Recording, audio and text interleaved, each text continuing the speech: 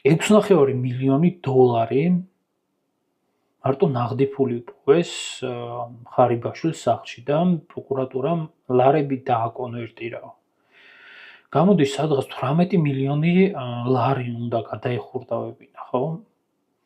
და რა ქონებას და რა ბიზნესებს უნდა ფლობდეს ადამიანი, რომ 18 მილიონი ლარი კონდეს დაუსაბუთებელი შემოსავალი, ანუ შავი ფული სახლში ეტოს, რომლის დახარჯვაც ვერ მოასწრო.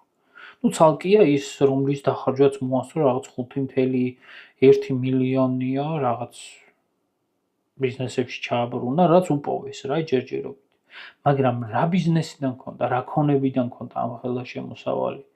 ან რატო არა საჭიროებენ მაგას? ან ეხლა ვის სახელზეა, ვინ აახია ეკონება? თუ კიდე აქვს რა აზრი აქვს 1 მილიონი ლარის გირაოს